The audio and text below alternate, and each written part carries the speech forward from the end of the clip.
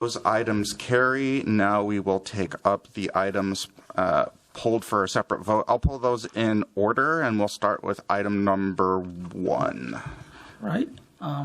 Thank you, Council President. Budget staff has identified some errors in Section 2 in the proposed 2025 license fee schedule. I will move to adopt this schedule, including the following technical revisions to Section 2 that you have before you. So it's this one. And I will move this item with that for approval. Councilmember Osman has moved approval of the fee schedule as amended. I will recognize Councilmember Wansley. Do we need to do a second? Because I was going to motion separately for mine. Let's take up your amendment. Okay. All right. Colleagues, you have the 2 motions that I'm bringing forward to amend the 2025 fee schedule. You've also received an email with some more information about these 2 motions on Monday, but I'll take the opportunity to offer a high-level overview of each motion to ensure that both my colleagues as well as the public have a firm understanding of them. So the first amendment is to amend the rates for a business license for a transportation network company, also known as a TNC or a rideshare company. This amendment is co-authored with council members Chavez and Osman. Earlier this year, I authored a legislative directive requesting an updated fee study for the cost of TNC licensure. CPAD presented the results of that legislative directive in bids on September 24th. From that, we learned that the current license fee that the city charges TNCs was set a decade ago when the city first established TNC licenses, and the process of setting licenses required much more staff time and was therefore much more expensive. But now, business licensing is able to administer licenses much more efficiently, and therefore the cost of a license needs to be reduced to reflect the current cost of the program. So in consultation with Director Hansen, the business license team, as well as the CAO, I am moving forward with my co-authors with the CPAD's recommendation to adopt option A with a 95% recovery ratio. This will reduce the cost of a TNC license from about $36,000 to about $12,500. It holds the wheelchair surcharge flat to continue the incentivization for TNCs to have wheelchair accessible vehicles without overstepping the appropriate margin for a licensing fee. Now, moving on to the PCAR amendment. So this is an expansion of our existing program called the Pollution Control Annual Registration, or PCAR program. The city uses PCAR fees to ensure that businesses that generate pollution are registered and are being inspected and maintained. In 2022, residents across the city organized around the People's Climate and Equity Plan, which included adding carbon dioxide and other greenhouse gases to the PCAR list. Additionally, these PCAR expansion, advocacy efforts really builds upon the inspirational organizing efforts that Northside and Southside Green Zone residents have been leading to both close and hold accountable industrial polluters all over the city. That said, I have attempted to work with the administration on implementing this very fee for over a year. I brought forward my first legislative directive in July of 2023, where I asked staff for an updated fee to implement for 2025. And when the administration said additional information was needed in order to evaluate the addition of CO2e, I then authored a legislative motion earlier this year that resulted in a joint report between the executive and legislative department that was presented in June that laid out a pathway for creating a PCAR program for carbon dioxide, also CO2e, and other equivalent greenhouse gases to start in 2025. The new program would charge large facilities $452 per ton of CO2e. At each of these sites, city staff will conduct site visits, find opportunities for reduce emissions, and refer facilities to apply for the Green Cost Share program. This fee also will essentially be self-sustaining and mean that polluters will be covering the cost of helping them to meet the city's emissions reduction goals. and, in conversations around property taxes, it's great to know that this is projected to not only reduce emissions by 6% at the 36 largest greenhouse gas emitters in 2025, but also at no cost to taxpayers. I also want to note that with the presentation that staff gave earlier this year, they mentioned that FTE would be needed to administer the program. So I am going to be working with my colleagues and staff to bring forward a budget amendment that supports that allocation of the staff. So with both of these items, essentially the administration will have the tools that they need to begin this program and reduce emissions by, again, 6% from the 36 largest producers of greenhouse gases in the city. I already know also, because you received an email about this, and I want to be clear, this body cannot force the administration to implement the program if they are unwilling to do so for whatever reason. But we can make sure that they have all the budgetary and legislative tools they need to take bold action on carbon reduction and to do so in a way that makes polluters pay for needed mitigation measures instead of our residents. So with that, I will motion for those two items. Second. Councilmember Wansley has moved to amend the fee schedule and with two separate fees, one for TNC, one for PCAR. It's been seconded by Vice President Chugtai. Is there any discussion? Councilmember Palmisano. Thank you, Mr. Chair. I'd like to speak to the PCAR portion of this amendment. I appreciate the change to the TNCs. Well done. I'm all for making polluters pay more and reduce carbon dioxide emissions, no question. I also want to make sure we are protecting ourselves as a city and doing this the correct way. I understand Director Pat Hanlon is in the audience and available to answer questions. And Mr. Chair, I'd like to hear what the Health Department's progress and future plans are with PCAR, because as Councilmember Wansley said, we cannot make them implement these fees. I'm curious if Health has requested this fee assessment and if they're ready to move forward with these fees or not. Councilmember Palmisano has requested information from staff. Mr. Hanlon, did you want to speak?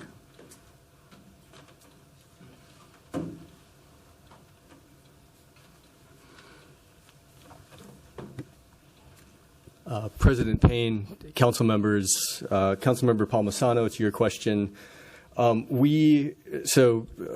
think it's helpful to put this into context, is that we had, looking at how we're going to address climate change in Minneapolis, we looked at PCAR as one of those tools, the pollution control annual registration, and then we also looked at franchise fee, and we've been looking at those as a package of tools and how we can address climate change. And we've been doing a lot of evaluation around PCAR, and PCAR ran into some pretty significant legal challenges to be used as a comprehensive tool around the city, and I think we're still evaluating that with the Attorney's Office. The legislative directive that was brought forward by Councilmember Wansley to us on item number 2 in terms of the fees said evaluate additional pollutants that could be added to the 2026 PCAR schedule, and that's the plan that we have in the Health Department, is to bring this forward both in terms of resource requests and in terms of the fee schedule changes. I think there's a lot of evaluation that still needs to be done with this. Because our plan was to bring forward the PCAR changes in 2026, we have not notified any of these facilities or any of the people that are impacted that are facilities, large manufacturing facilities, but also there's schools in there, the vet's home is in there. So there's a whole list of folks that usually when we're bringing forward these kinds of changes, we like to sit down with stakeholders and get engagement and feedback from them in terms of how these fees might impact them, or just to know that these fees are coming.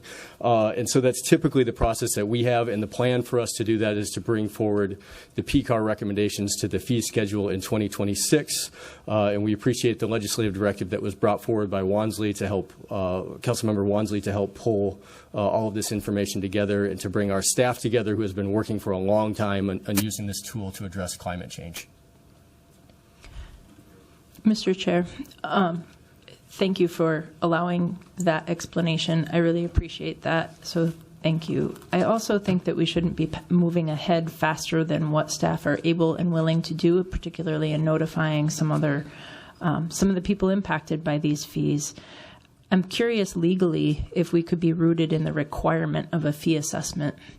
And to that question, it's more of a city attorney's question. If she doesn't want to opine on it up here, that's fine. But to me, I think it's important that we not overstep this too fast.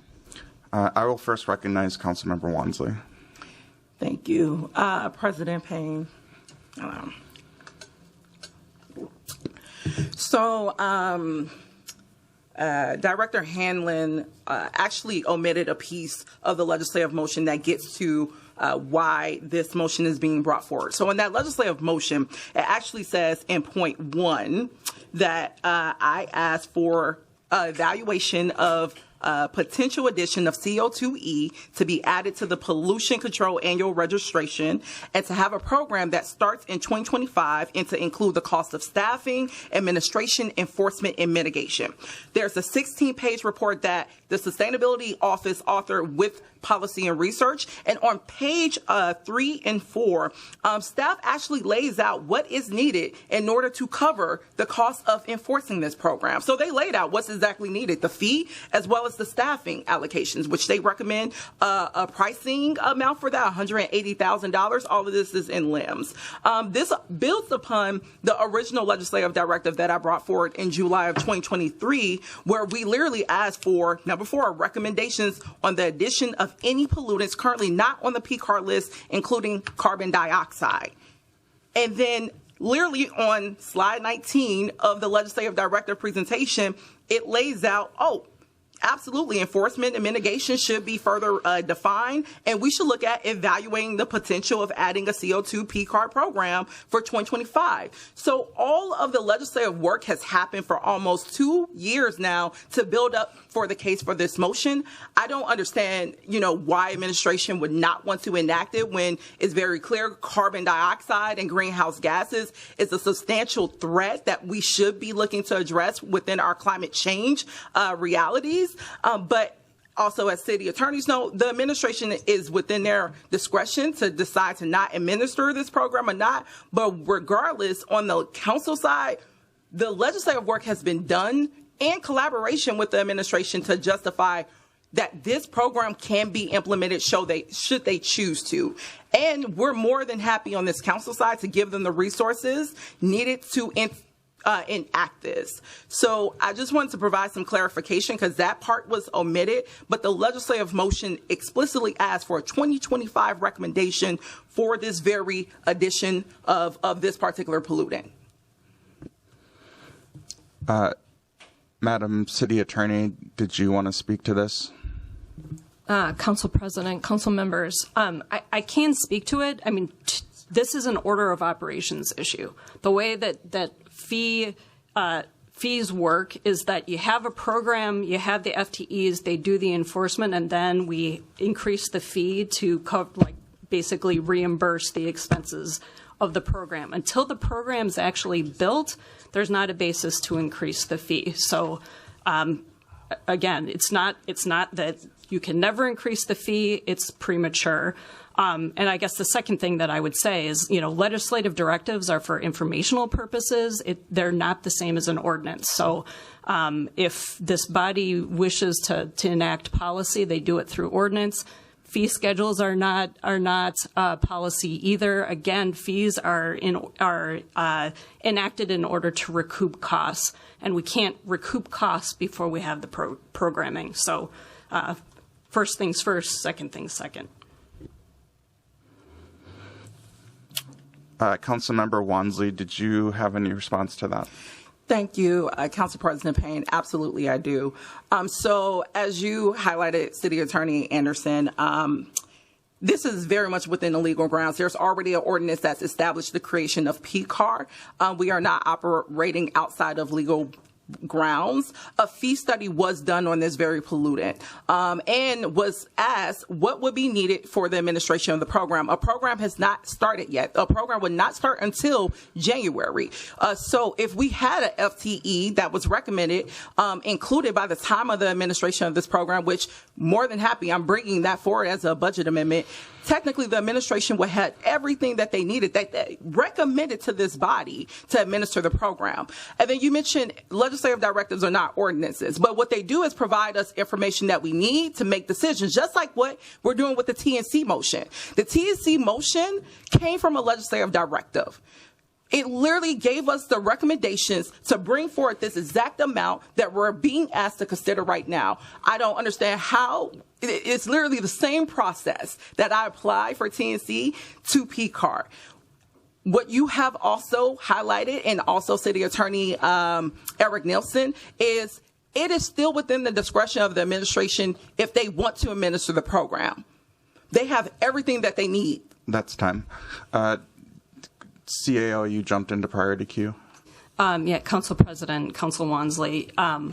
Again, this is an order of operations thing. The program has to be developed first, and then we can increase the fee to recoup the costs. So I'm not saying that we can never increase the fee to recoup the costs, but we have to have all of those steps done first before the fee increase happens. And the program starts in January of next year. Sure. And so the program will start in January. Once the enforcement gets going, then we can increase the fee to recoup the costs already. So if staff is saying what is needed to enact the program is 1 FTE and the amendment of the fee, those things would need to happen by the time the program will start by January 1st.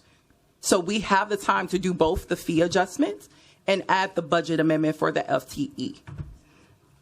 Madam City Attorney. Council President, Council Member Wansley, no, first we've got to get the FTE, which the budget process isn't over. We don't know whether there's going to be an FTE. So we need the FTE, we need the program, and then we need to increase the fee if an increase in the fee is determined warranted. I'd like to recognize Councilmember Cashman. Thank you. I just want to say, as someone who worked in community for years before joining the council to develop strategies for funding climate action at the city, both through the franchise fee increase with Council Vice President Chugtai authored last year, and now through PCAR increase, this is exactly what's being asked for by our residents, and Councilmember Wansley is meeting the call. And it's actually really disappointing that the health department doesn't want to move forward on this in 2025 when all the tools are being laid out and FTE is being funded. So if additional community engagement with the polluting facilities wants to be done, then absolutely that should be done, but there will be funding in the budget in 2025 to do it.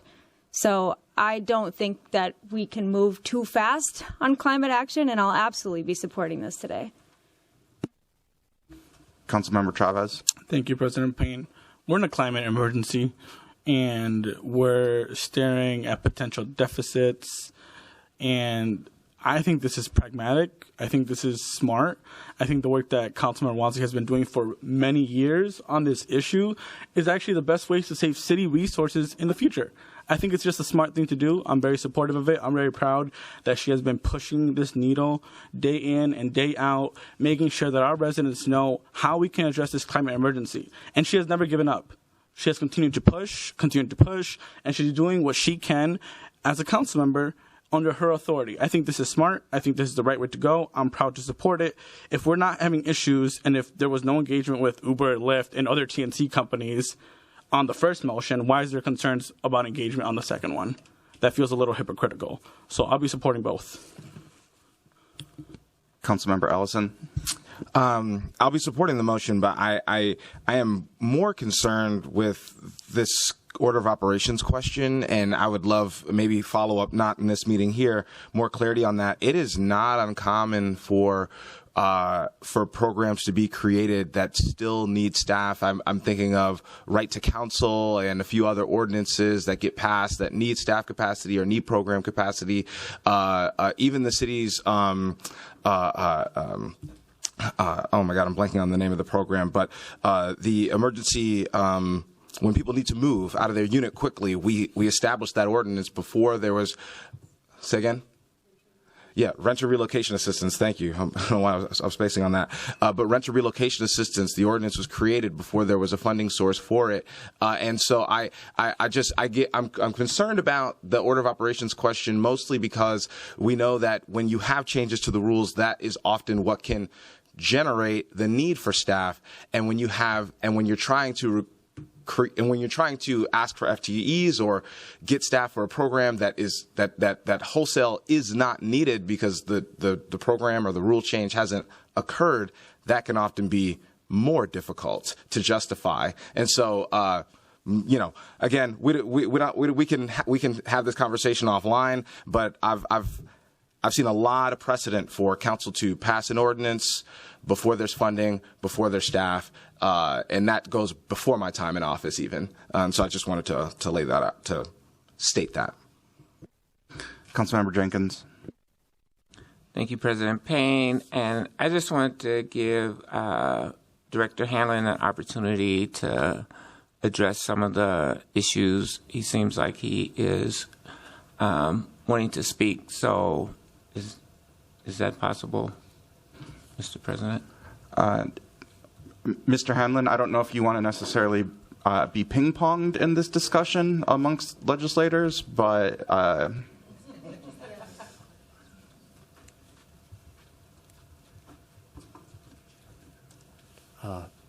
Council President Payne, council members, I just want to speak to the item number 1 that wasn't omitted. I did say that we wanted to align resources with the PCAR on the legislative directive with the PCAR schedule. We wanted to get the order of operation correct on this, and this is a novel fee that we're charging for CO2.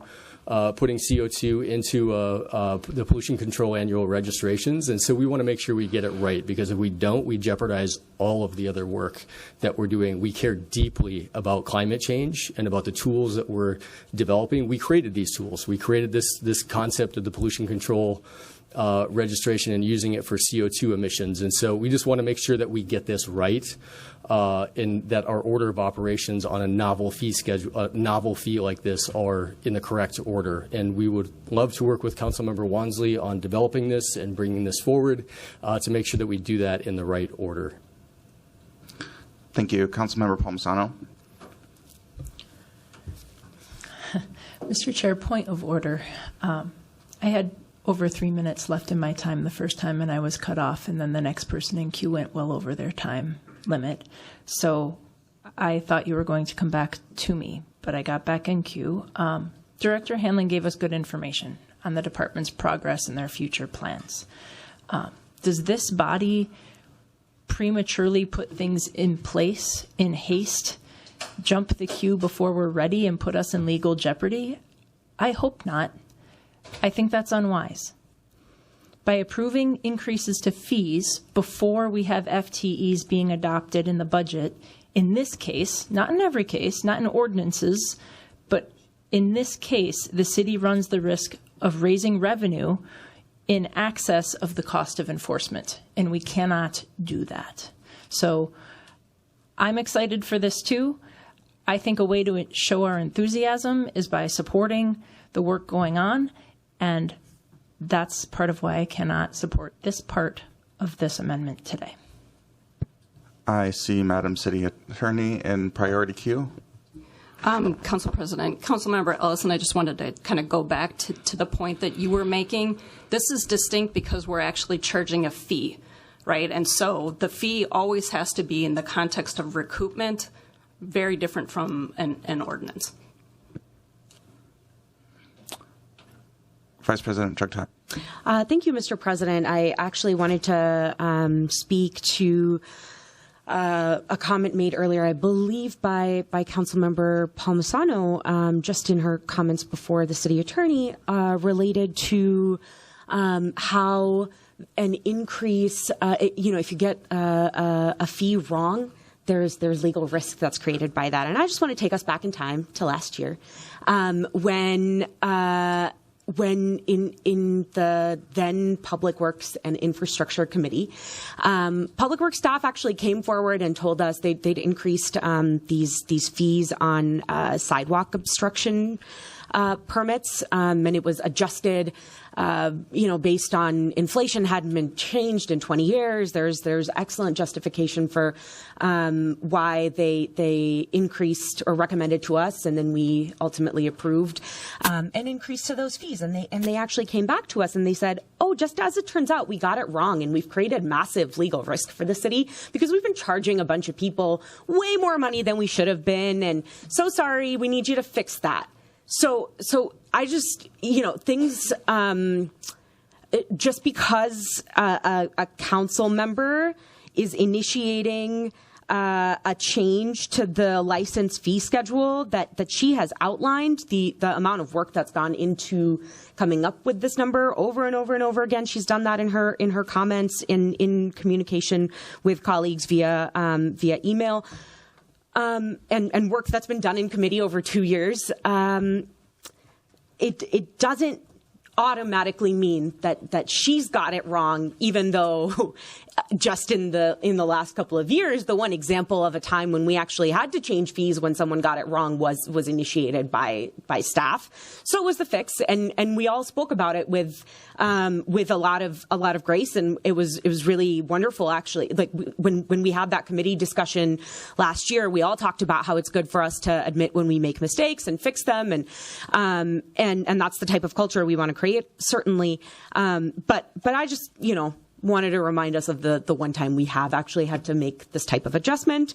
And then I'll end with just mentioning, I'm really supportive of both of these adjustments to the fee schedule that are authored by Councilmember Wansley and then by Council members Wansley, Chavez, and Osman. And then particularly on the PCAR adjustment, wanted to thank Councilmember Wansley for her diligent work over the last 2.5, coming up on 3 years now, on the PCAR fees, the pollution control annual registration work. Thank you, Mr. President. Councilmember Chowdhury. Thank you, Mr. President. I appreciate the author bringing forward these motions, and Councilmember Wansley, thank you for all of your work on this. I just had a quick question on the point that was made about this not having to be administered if staff so chooses. I was wondering if I could get a little bit of clarity of what that means. It's just unfamiliar to me that sometimes we can pass things and then staff can choose not to implement. So if there's clarity from you as an author or city attorneys, that would be really valuable for me. Councilmember Wansley, would you like to answer that question? Absolutely. So I am reciting the legal advice that was provided to me by the CAO's office in terms of just because we amend the schedule does not mean that the administration has to enact it. I think a similar example of, when we did the summer safety funding. Within our scope of authority, we can amend, allocate money because that's within our budgetary authority, but we can't force the administration to execute because that's within their authority of, government, under government structure. Of course, I think we would love to see the administration work in alignment with us when we're providing them the tools, like budgetary tools through FTEs, as well as, the legislative changes like a fee schedule amendment to do in advance work around, climate change. And we have the opportunity to do this with PCAR today. But I am just reciting the information that was provided to me by the CAO's office. Madam City Attorney, did you want to add? Council President, Councilmember Chowdhury. So there's a few different things. Again, legislative directives are informational. It doesn't compel anything other than giving the information. Fee schedules, again, don't compel. And frankly, if the administration determines that the fee is not legally supported, then they won't charge it. What this body needs to do if you want to compel certain activities by the administration is actually pass an ordinance. And the particular ordinance at issue here regarding PCAR doesn't actually include CO2. So the body would have to and should amend the ordinance to expand it. So part of the programming would be in the ordinance as well. So. Thank you. That's helpful. I guess my understanding then is like the ordinance is the piece that needs to be included here. And I guess at first it didn't make sense to me because we're being asked to pass an entire fee schedule, and it feels troubling, like if we pass a fee schedule and it comes through this body, if it's not supposed to be administered. And so maybe city attorney, through the president, are there ordinances in place for all the other fees that are within the schedule? Madam City Attorney. Council President, Councilmember Chaudhry, I can't speak to that off the top of my head. I think so, but I can't tell you for absolute positive. My point to this is if the body has the will that CO2 be added to the PCAR program, it should be added to the ordinance. Even if it's added to the ordinance, however, we can't just charge a fee that's not supported by the expenditures to administer the program. So, so in order to do all this all really should be part of a comprehensive package, as Director Hanlon has pointed out. Thank you. I'll just say it still continues to not make sense to me why we would be able to pass a fee schedule and it have it not be required to be administered by our city staff. And it's troubling that we've had other cases of that. I am supportive of this amendment. If that's the case, then there is time for work to be continued. And I think if we take a look at the joint report, it makes it very clear as to the costs on the city over time and the CO2 emissions on how we got to the 452 number. So looking at that adds a lot of clarity for me, and I'm supportive of it. But I would really like to see some administrative follow-up around this question of not having a requirement to implement a fee schedule once we move it through this process, and if other fees are governed by separate ordinances. And I added myself to queue, but I see City Attorney. Are you still in queue? All right. Madam City Attorney. Sure. Council President, council members, Clerk Carl reminded me of a point that I hadn't fleshed out for the body. State law is actually the source of what allows for us to charge fees. And under state law, again, the fee needs to actually be supported by the expenditures. So again, cart before the horse, and it's not just a function of city ordinance, it's a function of state law as well. Thank you. I'll first call on Vice President Choktai. Thank you, Mr. President. I actually had a couple of questions for the author, and I wonder if she would be willing to answer them. Go ahead. Thank you, Mr. President. Councilmember Wansley, I feel as though I have a memory that you worked on a potential change to the PCAR ordinance back in maybe 2022. Is that accurate? Councilmember Wansley. Thank you. I do believe we did a notice, but also I want to highlight we've worked in conjunction with the Sustainability Department every step of the way. And their recommendations have been consistently, again, we need to amend the fee, look at what enforcement of the program will entail through FCE costs, and that's why we brought forward the legislative directive to codify that. In that legislative directive, in the report including it, it mentions nothing about ordinance changes, and I'm actually looking at the PCAR language in our codes, similar to like other fees. It does not have to include every pollutant that we include in our fee schedule. It references that a fee schedule is part of the code, but I've never heard up until today where an ordinance change required like the addition of CO2e before. So we've literally followed the recommendations from the administration every step of the way. Excellent. Thank you. That answers my question. Thank you, Mr. President. Thank you, Vice President Chuck Tai. I added myself to queue just to reflect on, this new government structure has created some complexity around this topic specifically. I was having a historical conversation with the city clerk yesterday around how administrative fees used to be published so that the public knew very transparently what these fees were.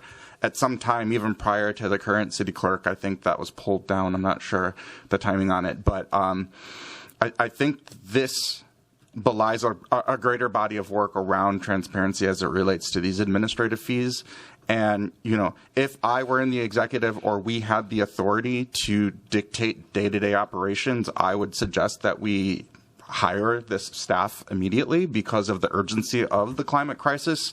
And we would want to make sure that we had cost capture in place to do that. And there's a bit of a chicken or egg problem that we're running into right now. And just like our conversation about quarterly reports, these are snapshots in time. We actually don't know what our cost capture ratio is until we close out the books every year. And so as we move forward with the urgency that we have around climate action, we're going to probably recognize that we don't have sufficient fee schedule to capture the costs associated with this body of work. And so, I think in a perfect world, we would have the authority to say, hire this staff immediately to start this program now. That's not in our authority, but we do want to make sure that the administration has the resources they need to make those types of decisions. And that's why I'm supporting this. Councilmember Cashman. Thank you, Mr. President. I do have one more question, maybe for City Attorney. It's on the timing of amending the fee schedule. Does it always happen this time of year, and can it happen throughout the year as well? Madam City Attorney, did you want to speak to that? Council President, Councilmember Cashman, my understanding is that there is a regular update to the fee schedule, but yes, fee schedules can be amended later in time. Also wanted to go back to Councilmember Chowdhury's question about whether the fees on Councilmember Osmond's schedule relate back to ordinance, and the answer is it does. My staff let me know that while you all were talking. Councilmember Cashman, does that answer your question? Yeah, I think, Council Vice President also gave an example of a fee being amended mid-year. So I think that for the purposes of this work, that there's always the opportunity to continue amending it if the cost of the implementation of this program changes. Is that correct? Madam City Attorney? Council President, Councilmember Cashman, I think the point is that right now, based on the information that we have, the fee proposed is not justified. So we shouldn't be charging a fee that's not justified. If later on in the year the program stood up and we determined the amount of fee, at that point in time the fee schedule can be amended to include the fee. Mm-hmm. But the fee won't be charged until January 25th, correct? That's true, but I'm saying, at this point, based on what we know, as of that date in January, there is not a basis to charge this level of fee. Councilmember Vita. Thank you. I guess what I heard was that this action now puts staff at legal risk, and that's what I'm afraid of, is that staff won't even be spending time doing this work, but in court fighting for this action. So can the city attorney, can the city attorney just clarify for me if there's any legal risk for staff with this action? And to your point, Vice President Chuck Tai, I remember that conversation about us making a mistake and everyone really just talking about how we need to admit those things. But I learned from those mistakes, and I don't want to make those same mistakes again based on that action that was taken last year. But what is the legal risk here? Is staff at any legal risk, City Attorney? Madam City Attorney? Council President, Councilmember Vita, I mean, staff individually would not be at legal risk because, it would be the legal risk of the city. It would be unusual for individual staff to be, and so individual liability, no, but again, I mean, if the fee is not warranted, the staff, we would not be implementing it. Okay. Councilmember Chavez.